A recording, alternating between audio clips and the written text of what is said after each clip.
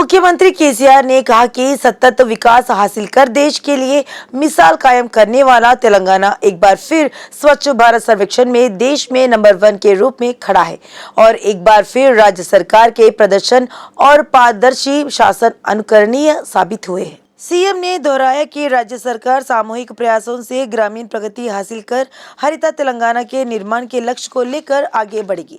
केसीआर ने खुशी व्यक्त की कि तेलंगाना राज्य ने ग्रामीण स्वच्छ भारत मिशन के अंतर्गत विभिन्न श्रेणियों में 13 पुरस्कार जीते हैं और देश में पहले स्थान पर रहा है। सीएम केसीआर ने ग्रामीण विकास और पंचायत राज विभाग के मंत्री एर्रबेल्ली दयाकर राव, विभाग के शीर्ष अधिकारियों, कर्मचारियों, सरपंचों, एमपीटीसी और ग्राम सचिवों को ग्रामीण विकास कार्यक्रम को प्रभावी ढंग से लागू करने के लिए बधाई दी। सीएम केसीआर ने कहा कि तेलंगाना के हर बच्चे को तेलंगाना राज्य और राष्ट्र की प्रगति में अपनी भूमिका साझा करने पर गर्व होना चाहिए, जो निरंतर प्रगति के साथ आगे बढ़ रहा है। सीएम केसीआर ने कहा कि वह इस क्रम को जारी रखेंगे। तेलंगाना राज्य के आईटी और उद्योग मंत्री केटीआर को विश्व आर्थिक मंच से निमंत्रण मिला है। निमंत्रण में 20 अक्टूबर को सर्बिया में होने वाले बायोटेक फ्यूचर फोरम सम्मेलन में भाग लेने का उल्लेख है।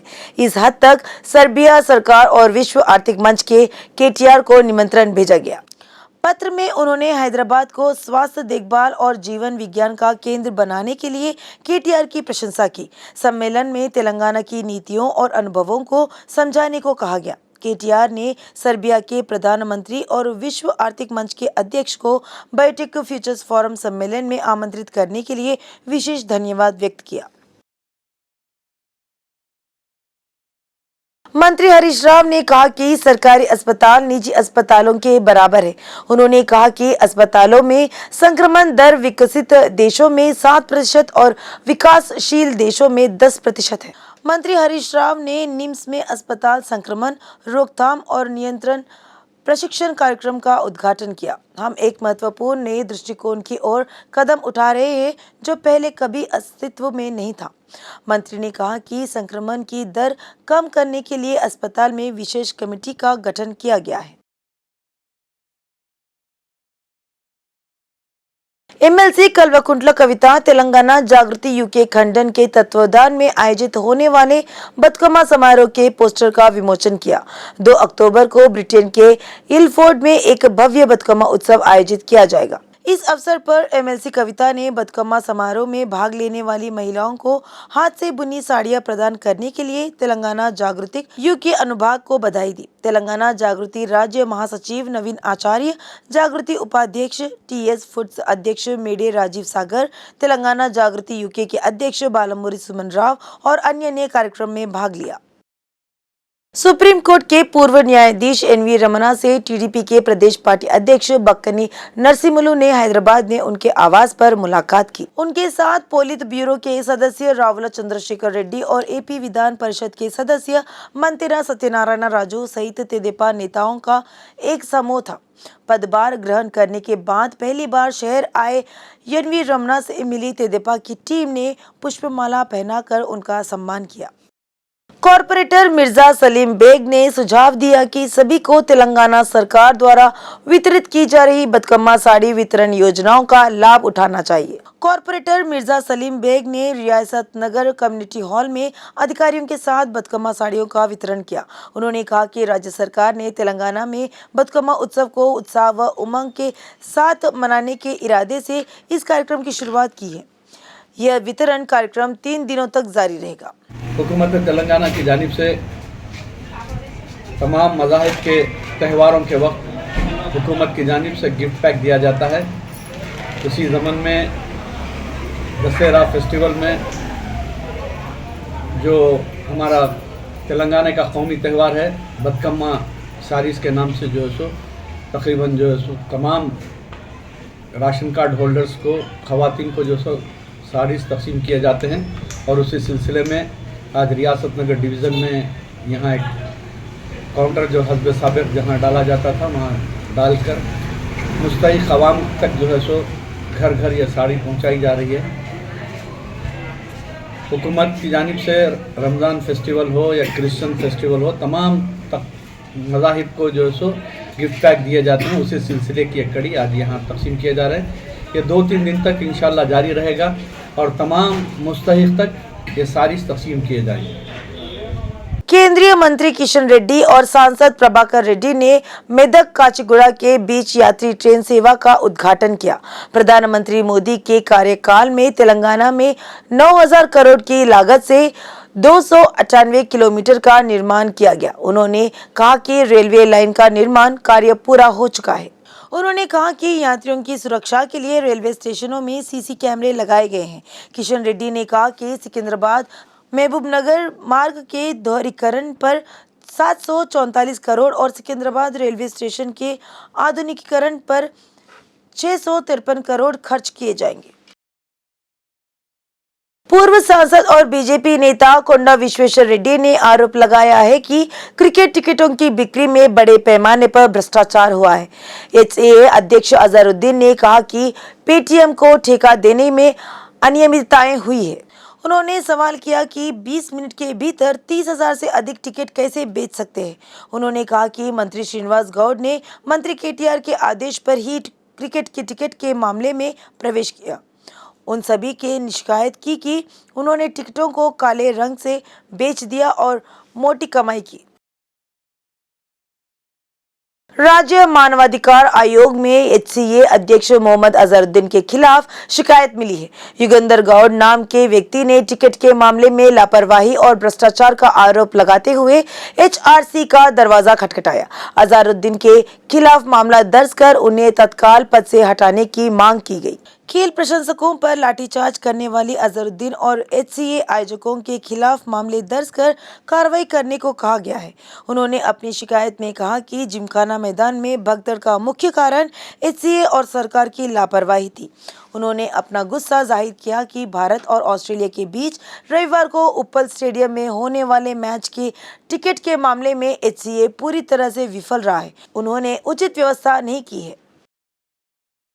राचकोंडा के सीपी महेश भागवत ने कहा कि टीम इंडिया और ऑस्ट्रेलिया के बीच इस महीने की 25 तारीख को हैदराबाद के उप्पल स्टेडियम में होने वाले तीसरे टी20 मैच के आयोजन स्थल के रूप में सुरक्षा के व्यापक इंतजाम किए गए हैं। उन्होंने कहा कि इस मैच के लिए 2,500 जवानों को तैनात किया जा रहा है। उन्होंने कहा कि शहर के 2 होटलों में खिलाड़ियों के ठहरने की व्यवस्था की गई है। महेश भागवत ने बताया कि इस मैच में 40,000 लोगों के शामिल होने की उम्मीद है।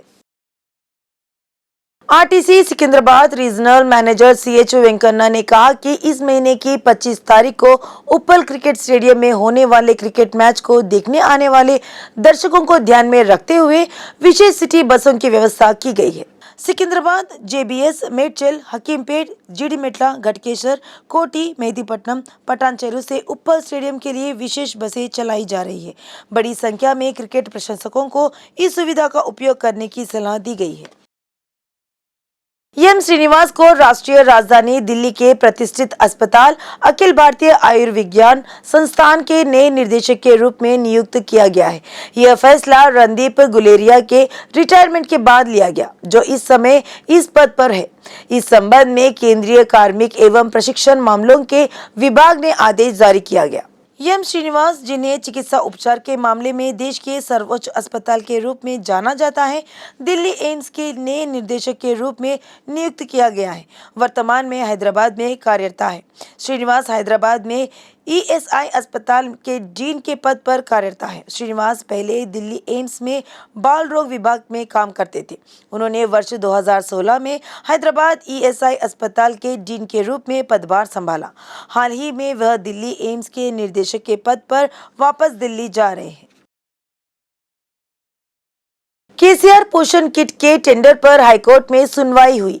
याचिकाकर्ता ने तर्क दिया कि नियम इसलिए बनाए गए ताकि केवल एक ही कंपनी को टेंडर मिल सके। यह आरोप लगाते हुए कि मदर हॉर्लिक्स के लिए निविदा जीतने के लिए अनियमितता की गई थी। याचिकाकर्ता ने सरकार, TSMIDC और हिंदुस्तान यूनिलीवर प्राइवेट लिमिटेड को प्रतिवादी बनाया गया। उच्च न्यायालय ने अगले आदेश तक निविदाओं पर अंतिम निर्णय नहीं लेने का आदेश जारी करने के साथ मामले पर स्पष्टीकरण प्रदान करने के लिए सरकार और TSMIDC को नोटिस जारी किए। बंजर भूमि पर सरकार की ओर से लाए गए GIO 140 पर तेलंगाना हाईकोर्ट में सुनवाई हुई। यह याचिका शंकर नायक, अंजी और मिक्या नायक ने दायर की। साथ ही तेलंगाना सरकार ने बंजर भूमि पर काउंटर दायर किया है। इसमें कहा गया है कि उस जीवो में विधायकों, सांसदों, जिला मंत्रियों और MLC को लेकर एक कमेटी बनाई गई है। लेकिन याचिकाकर्ताओं ने कहा कि सरकार द्वारा लाया गया GO कानून के दायरे में नहीं है। अदालत ने दोनों पक्षों की दलीलों सुनने के बाद समिति को अगले आदेश तक कोई बैठक नहीं करने का निर्देश दिया। उच्च न्यायालय की राय थी कि सरकार द्वारा लाया गया GO 140 कानून के दायरे में नहीं है, ये कहते हुए कि सरकार को संविधान के अनुसार काम करना चाहिए। अदालत ने अगली सुनवाई 21 अक्टूबर तक के लिए स्थगित कर दी गई। तेलंगाना स्टेट इंजीनियरिंग टेक्नोलॉजी की निर्देशक रमादेवी लंका ने कहा कि रोबोट चैंपियनशिप प्रतियोगिता का आयोजन हाईटेक्स में 28 से 30 अक्टूबर तक किया जा रहा है। एरिना इनोवेशन लीग का आयोजन बोट वॉर रोबोटिक एक्सपो 2022 के नाम से किया जा रहा है। सोमाजिगुड़ा प्रेस क्लब में आयोजकों के साथ पोस्टर कार्यक्रम का विमोचन किया गया। विज्ञान और प्रौद्योगिकी के क्षेत्र में आने वाली नई तकनीकों विकास के पथ पर लाना इस कार्यक्रम का उद्देश्य है। उन्होंने कहा कि देश में पहली बार हैदराबाद में रोबोटिक वॉर लीग का आयोजन होने जा रहा है। बेगमपेट के मैरीगोल्ड होटल में ज्वेलरी पेश करते हुए एक विशेष फैशन शो का आयोजन किया गया। आने वाले फेस्टिव सीजन को ध्यान में रखते हुए मानेपल्ली ज्वेलरी ग्राहकों के लिए लेटेस्ट ज्वेलरी लेकर आए हैं। इस शो में लड़कियों ने सिल्क और हरी पोशाकों में रैंप वॉक किया। उन्होंने हंसों की चाल से सभी को प्रभावित किया। इस कार्यक्रम में शहर की कई मॉडल्स के साथ फिल्म एक्ट्रेस अनुप्रिया, श्रवंती, प्रीति सुंदर ने हिस्सा लिया। मानेपल्ली ज्वेलरी के निर्देशक गोपी कृष्णा ने कहा कि वह अपने ग्राहकों के लिए नवनीतम सोने के आभूषण उपलब्ध करा रहे हैं। हैदराबाद नारकोटिक्स इन्फोर्समेंट विंग ने गोवा स्थित देश के प्रमुख शहरों में ड्रग्स पहुंचाने वाले प्रमुख मास्टरमाइंड जॉन स्टीफन डिसूजा उर्फ स्टीव को गिरफ्तार किया। जॉन स्टीफन डिसूजा की कॉन्टैक्ट लिस्ट में देश भर के अलग अलग शहरों के 600 ग्राहक मिले हैं। पता चला है कि इनमें से 168 हैदराबाद के हैं। हैदराबाद की narcotics enforcement wing John Stephen को ट्रांजिट वारंट पर हैदराबाद ले आई और अदालत की अनुमति से उससे पूछताछ की। हैदराबाद नारकोटिक्स एनफोर्समेंट विंग के DCP गुम्मी चक्रवर्ती ने बताया कि उन्हें गोवा पुलिस की मदद से गिरफ्तार किया गया। उन्होंने बशीरबाग हैदराबाद में CP कार्यालय में आयोजित एक मीडिया सम्मेलन में इन विवरों की खुलासा किया। मलकपेट पुलिस स्टेशन की सीमा में एक निजी अस्पताल में ज्यादती हुई। निखिल अस्पताल में हाउसकीपर के तौर पर काम करने वाली महिला के साथ उसी अस्पताल में काम करने वाले वार्ड बॉय ने दुष्कर्म किया। मलकपेट पुलिस स्टेशन की सीमा में एक निजी अस्पताल में ज्यादती हुई। निखिल अस्पताल में हाउसकीपर के तौर पर काम करने वाली महिला के साथ उसी अस्पताल में काम करने वाले वार्ड बॉय ने दुष्कर्म किया। पीड़िता पुलिस के पास पहुंची। पुलिस ने पीड़िता की शिकायत पर मामला दर्ज कर लिया है और जांच कर रही है। नाचारम पुलिस स्टेशन की सीमा में हादसा हुआ। एक परिवार के लिए ड्राइवर का काम करने वाले देवेंद्र ने आत्महत्या कर ली। ड्राइवर का काम कर रहे देवेंद्र के खिलाफ परिवार वालों ने पुलिस स्टेशन में शिकायत दर्ज कराई। शिकायत में कहा गया कि वह उनके घर में नाबालिग लड़की को प्रताड़ित कर रहा है। देवेंद्र ने सुसाइड लेटर लिखकर आत्महत्या कर ली। उसने लेटर में लिखा कि उसकी मौत के लिए जिम्मेदार लोगों के खिलाफ कानूनी कार्रवाई करते हुए कड़ी से कड़ी सजा दी जाए। पुलिस मामला दर्ज कर जांच कर रही है।